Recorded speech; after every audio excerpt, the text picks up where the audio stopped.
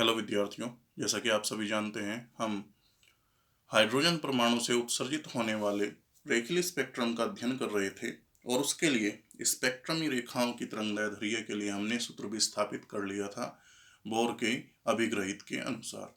ठीक है।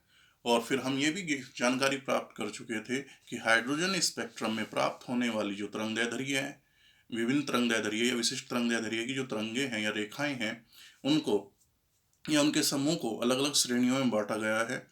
ठीक है। जिनको उनके वैज्ञानिक या खोजकर्ता वैज्ञानिक के नाम पर ही नाम दिया गया है, जैसे लाइमन श्रेणी, बामर श्रेणी, पाश्चन श्रेणी, ब्रैकेट श्रेणी और फुंड श्रेणी। और उसमें भी हम उन सभी श्रेणियों के लिए सूत्र भी ज्ञात कर चुके थे। तो आज हम इन श्रेणियों का यह विस्तार पूर्वक अध्ययन करेंगे। चलिए प्रारंभ करते हैं। सर्वप्रथम हम रेखा चित्र के आधार पर इन श्रेणियों को समझेंगे। ठीक है। तो ये रेखा चित्र है जिसमें हाइड्रोजन स्पेक्ट्रम से उत्सर्जित होने वाली जितनी भी आपकी स्पेक्ट्रमी रेखाएं हैं वे दर्शाई गई हैं और साथ ही साथ श्रेणियां भी दर्शाई गई हैं।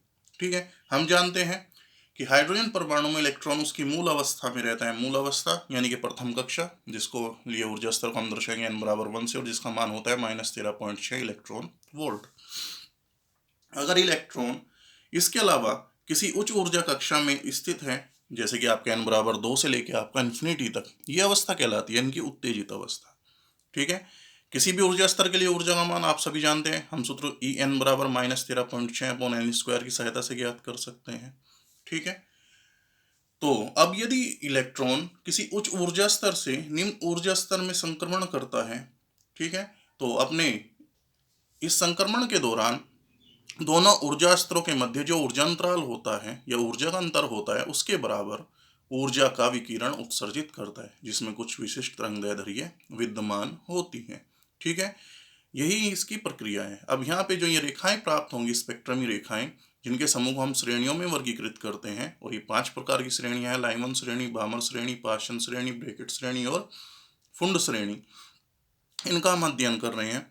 ठीक है। तो सबसे पहले हम बात करते हैं कि लाइमन श्रेणी कब हमें प्राप्त होगी या इसमें कौन कौन सी स्पेक्ट्रमी रेखाएं विद्यमान होंगी। ठीक है। तो यदि इलेक्ट्रॉन उच्च ऊर्जा स्तर कौन सा हुआ, n=2 से लेकर आपका इन्फिनिटी तक, कोई भी हो सकता है, इससे इलेक्ट्रॉन प्रथम ऊर्जा स्तर में संक्रमण करता है। ठीक है। तो जो ये स्पेक्ट्रमी रेखाएं हमें प्राप्त होंगी, ये स्पेक्ट्रमी रेखाएं विद्युत चुंबकीय विकिरण के पराबैंगनी क्षेत्र में प्राप्त होती हैं। ठीक है। और इस श्रेणी को हम बोलते हैं लाइमन श्रेणी। इस श्रेणी के लिए प्रथम रेखा कौन सी होगी, यदि इलेक्ट्रॉन दूसरे ऊर्जा स्तर से प्रथम में आ रहा है। दूसरी रेखा कौन सी होगी, यदि तीसरे ऊर्जा स्तर से पहले में आ रहा है। तीसरी कौन सी होगी, यदि चौथे से पहले में आ रहा है। और इसी प्रकार लास्ट वाली रेखा कौन सी होगी कि आपका इन्फिनिटी से प्रथम कक्षा में आ रहा है। ठीक है। तो ये श्रेणी कहलाती है लाइमन श्रेणी। ठीक है। यहाँ पे सबसे अधिक तरंगदैर्ध्य किसकी होगी, प्रथम रेखा की होगी, जब इलेक्ट्रॉन दूसरे ऊर्जा स्तर से प्रथम में संक्रमण करता है। और सबसे कम किसकी होगी, वो होगी अनंत से, जब प्रथम ऊर्जा स्तर में संक्रमण करता है। और इसको हम श्रेणी सीमा भी कहते हैं। इसी प्रकार अन्य श्रेणियों के लिए हम देख सकते हैं। बामर श्रेणी के लिए स्पेक्ट्रमी रेखाएं कौन सी होगी, यदि इलेक्ट्रॉन उच्च ऊर्जा स्तर, अब यहाँ पे उच्च ऊर्जा स्तर कहाँ से शुरू होगा, n=3 से और इन्फिनिटी तक, द्वितीय ऊर्जा स्तर में संक्रमण करता है। द्वितीय ऊर्जा स्तर आपका ये रहा, इसमें संक्रमण करता है। तो जो ये स्पेक्ट्रमी रेखाएं हैं विकिरण के, विद्युत चुम्बकीय विकिरण के दृश्य भाग या कह लीजिए कुछ रेखाएं इसमें पराबैंगनी भाग में भी प्राप्त होती हैं। ठीक है। तो ये श्रेणी कहलाएगी आपकी बामर श्रेणी। पहली रेखा कौन सी होगी, स्पेक्ट्रमी रेखा, यदि इलेक्ट्रॉन तीसरे ऊर्जा स्तर से दूसरे में आता है। दूसरी कौन सी होगी, चौथे से दूसरे में आता है। तीसरी कौन सी होगी, पांचवें से दूसरे में आता है। और इसी प्रकार अंतिम कौन सी होगी, अनंत से आपका दूसरे में आता है। ठीक है। तो ये बामर श्रेणी होगी। उसी प्रकार जैसे हमने लाइमन के लिए आपको बताया कि प्रथम रेखा के लिए तरंगदैर्ध्य का मान सर्वाधिक होगा और अंतिम के लिए सबसे कम होगा, ये इसकी श्रेणी सीमा कहलाएगी। यहाँ पे तीर के आधार पर सभी श्रेणियों की श्रेणी सीमा को दर्शाया गया है। इसी प्रकार आप पाश्चन श्रेणी की बात करें तो यहाँ पे इलेक्ट्रॉन उच्च ऊर्जा स्तर कौन सा होगा, n=4 से शुरू करेंगे हम। ठीक है। कहाँ तक, अनंत तक। तीसरे ऊर्जा स्तर में संक्रमण करता है तो आपको पाश्चन श्रेणी मिलेगी। ये इसकी प्रथम रेखा, ये द्वितीय रेखा, ये तृतीय रेखा। इसी प्रकार हम ब्रैकेट के लिए ले सकते हैं कि इलेक्ट्रॉन यदि उच्च ऊर्जा स्तर कौन सा होगा आपका, 5 से शुरू करेंगे इन्फिनिटी तक, किसमें, चौथे में संक्रमण करें तो ब्रैकेट। इसी प्रकार आपका फुंड श्रेणी कि आपका इलेक्ट्रॉन उच्च ऊर्जा स्तर, और उच्च ऊर्जा स्तर यहाँ पे कहाँ से शुरू होगा, n बराबर 6 से इन्फिनिटी तक, उसमें से आपका 5वीं ऊर्जा स्तर में संक्रमण करें तो स्पेक्ट्रमी रेखाएं आपकी जो प्राप्त होंगी वो विकिरण के अवरक्त भाग में प्राप्त होंगी और आपको ये फुंड श्रेणी प्राप्त होगी। ध्यान रखना, लाइमन के लिए जो रेखाएं हैं वो आपकी पराबैंगनी भाग में प्राप्त होती हैं, बामर के लिए दृश्य, और दृश्य के साथ कुछ रेखाएं पराबैंगनी में मिल जाती हैं, और बाकी इन तीनों के लिए पार्श्वन ब्रैकेट फुंड ये आपकी अवरक्त भाग में प्राप्त होती है। तो ये प्रक्रिया है आपकी, और ये श्रेणियां हैं। ठीक है, अब इनके लिए मान कितना होता है कि सबसे कम तरंगदैर्ध्य कितना होगा, सबसे अधिक तरंगदैर्ध्य कितना होगा, सूत्र क्या होगा, सूत्र आपको कल भी पढ़ाया था, इससे पहले वीडियो में पढ़ाया था। ठीक है, तो उसे शुरू करते हैं हम, उसको समझते हैं क्या क्या मान होंगे। तो सबसे पहले बात कर रहे हैं हम लाइमन श्रेणी की। जैसा भी आपको बताया था कब प्राप्त होगी, यदि इलेक्ट्रॉन उच्च ऊर्जा स्तरों कौन से होंगे, अभी बताया था 2 से शुरू करेंगे इन्फिनिटी तक, तो n2 बराबर 2 3 4 एंड सो ऑन इन्फिनिटी तक से मूल ऊर्जा स्तर n1 बराबर 1 में संक्रमण करता है तो श्रेणी की स्पेक्ट्रमी रेखाएं विद्युत चुम्बकीय विकिरण के पराबैंगनी भाग में प्राप्त होती हैं। इसके लिए सूत्र क्या होगा, सूत्र आप जानते हैं, 1/लैम्डा बराबर किसके होगा, r, यहाँ पे आता है 1/n1 स्क्वायर, क्योंकि प्रथम है तो n1 का मान 1 हो जाएगा, तो 1 माइनस n2 स्क्वायर, n2 का मान क्या होगा 2 3 4 एंड सो ऑन, इसमें ये आपकी प्राप्त होंगी। अब इस श्रेणी की सबसे बड़ी तरंगदैर्ध्य कितनी होगी, सबसे बड़ी तरंगदैर्ध्य 1216 एंगस्ट्रॉम होती है। ठीक है, और ये कब प्राप्त होगी, जब इलेक्ट्रॉन द्वितीय ऊर्जा स्तर से प्रथम में संक्रमण करेगा, यानी कि n2 बराबर 2 n1 बराबर 1। सबसे छोटी तरंगदैर्ध्य कौन सी होगी, 912 एंगस्ट्रॉम की होगी, यानी कि इलेक्ट्रॉन अनंत से पहले ऊर्जा स्तर में संक्रमण करेगा, n2 बराबर इन्फिनिटी और n1 बराबर 1। और सबसे छोटी तरंगदैर्ध्य को क्या बोलते हैं हम, श्रेणी सीमा कहते हैं, ये आप याद रखेंगे। इसी प्रकार बामर श्रेणी की बात करें तो बामर श्रेणी में जो रेखाएं या स्पेक्ट्रम रेखाएं में प्राप्त होती हैं, कब प्राप्त होगी, जब इलेक्ट्रॉन उच्च ऊर्जा स्तर कौन से, n2, यहाँ पे n2 की वैल्यू क्या होगी 3 4 5 एंड सोन कहाँ तक, इन्फिनिटी तक, से द्वितीय ऊर्जा स्तर n1 बराबर 2 में संक्रमण करता है। ठीक है, ये हमें दृश्य और पराबैंगनी भाग में प्राप्त होती हैं विद्युत चुम्बकीय स्पेक्ट्रम के। इसके लिए सूत्र 1/लैम्डा बराबर r कोस 1/n1 स्क्वायर, n1 यहाँ पे क्या होगा 2, क्योंकि दूसरे ऊर्जा स्तर में आ रही है, तो 2 का वर्ग माइनस n2 स्क्वायर, n2 बराबर किसका आ जाएगा 3 4 5 6 एंड सो ऑन। ठीक है, सबसे बड़ी तरंगदैर्ध्य किसकी होगी, मान क्या होगा इसका 6563 एंगस्ट्रॉम, और ये कब प्राप्त होगी, जब इलेक्ट्रॉन तीसरे ऊर्जा स्तर से दूसरे में संक्रमण करेगा। सबसे छोटी यानी कि श्रेणी सीमा तरंगदैर्ध्य ये मान क्या होता है 3646 एंगस्ट्रॉम, कब प्राप्त होगी, जब इलेक्ट्रॉन अनंत से दूसरे ऊर्जा स्तर में संक्रमण करेगा। इस तरह से तीसरी श्रेणी पाश्चन श्रेणी, इस श्रेणी की रेखाओं के उत्सर्जन के लिए इलेक्ट्रॉन उच्च ऊर्जा स्तर, और ये कौन कौन से होंगे, n2 बराबर हम कहाँ से शुरू करेंगे 4 से शुरू करेंगे, 4 5 6 एंड सो ऑन, से तृतीय ऊर्जा स्तर यानी n1 बराबर 3 में संक्रमण करता है तो श्रेणी की स्पेक्ट्रम रेखाएं अवरक्त भाग में प्राप्त होती हैं। श्रेणी सूत्र 1/लैम्डा बराबर r 1/3 का वर्ग माइनस 1/n2 स्क्वायर, n2 बराबर इसकी 4 5 6 एंड सो ऑन। सबसे बड़ी तरंगदैर्ध्य कितनी होगी 18,751 एंगस्ट्रॉम की होगी। ये कब प्राप्त होगी, जब इलेक्ट्रॉन चौथे ऊर्जा स्तर से तीसरे में आएगा। और सबसे छोटी यानी कि श्रेणी सीमा कौन सी होगी, ये आपकी इसकी श्रेणी सीमा है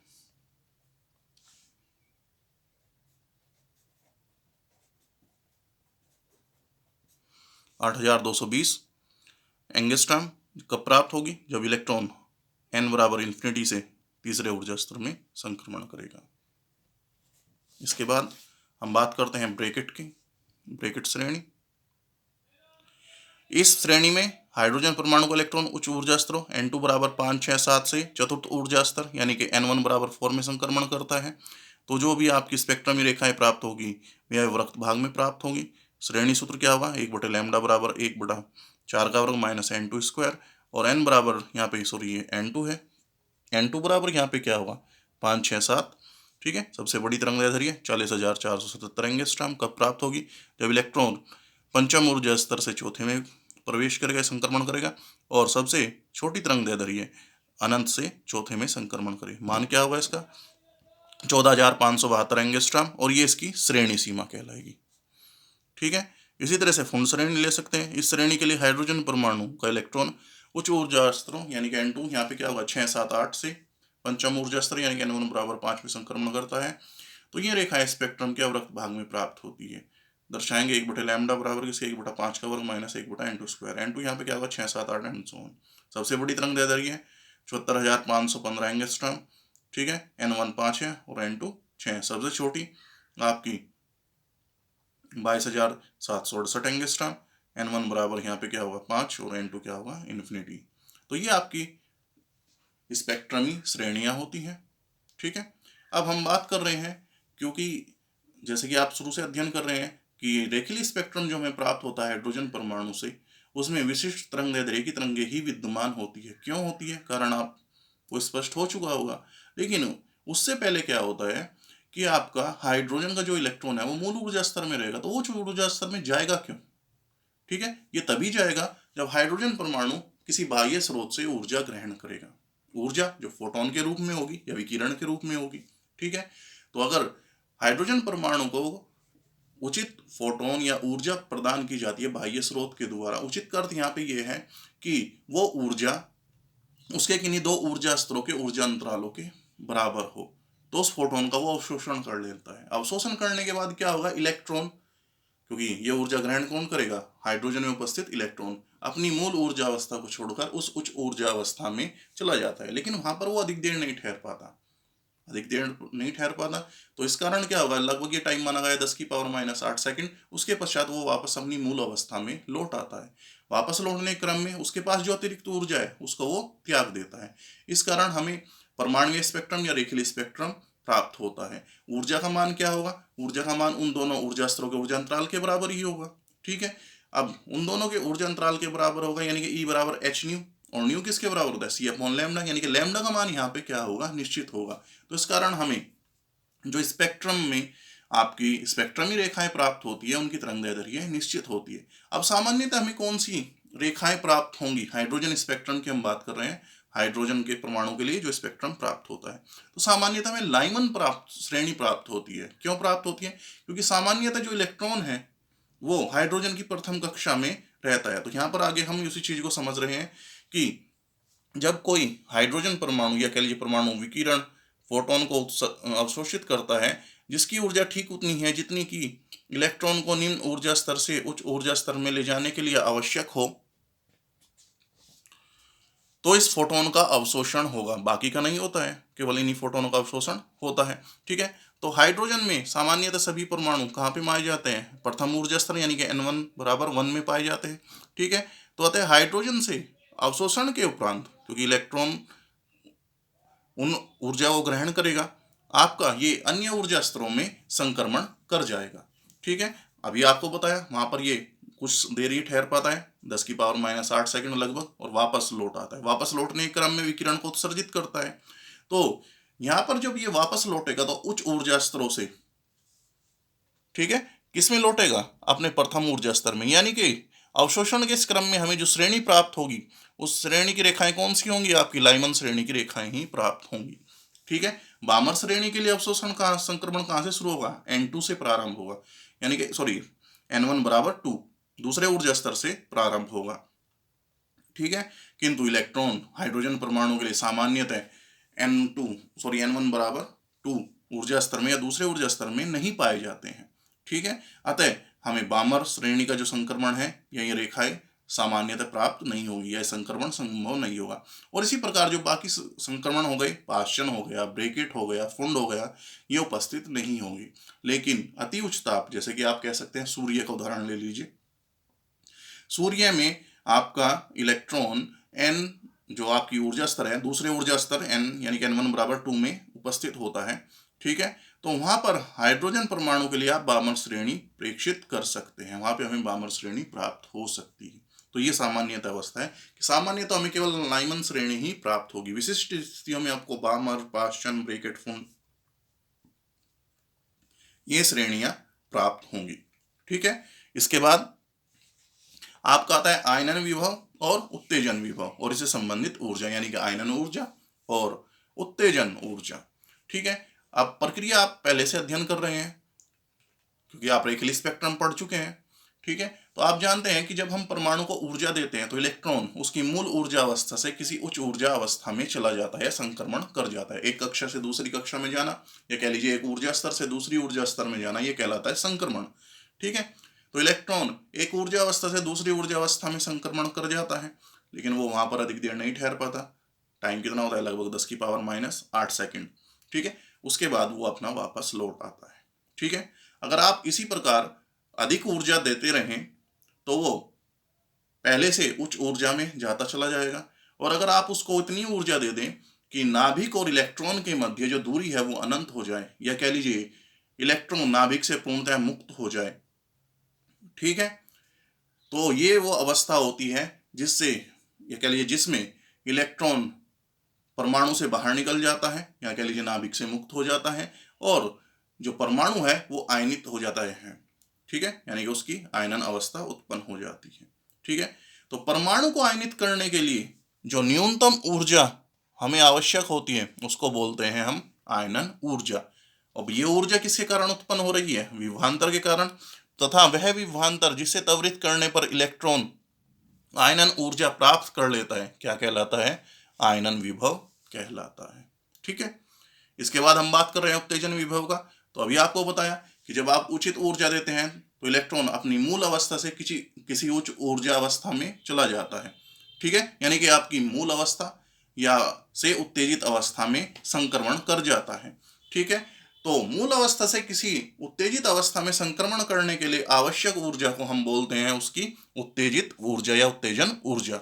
और इस ऊर्जा के संगत, ये उत्तेजन ऊर्जा, इस ऊर्जा के संगत जो विभव हमें आवश्यक होता है, या कह लीजिए उस इलेक्ट्रॉन को प्रदान करना होता है, वो कहलाता है उत्तेजन विभव।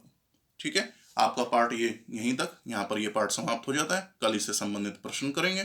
ठीक है, उसके बाद नया पार्ट आरंभ करेंगे। धन्यवाद।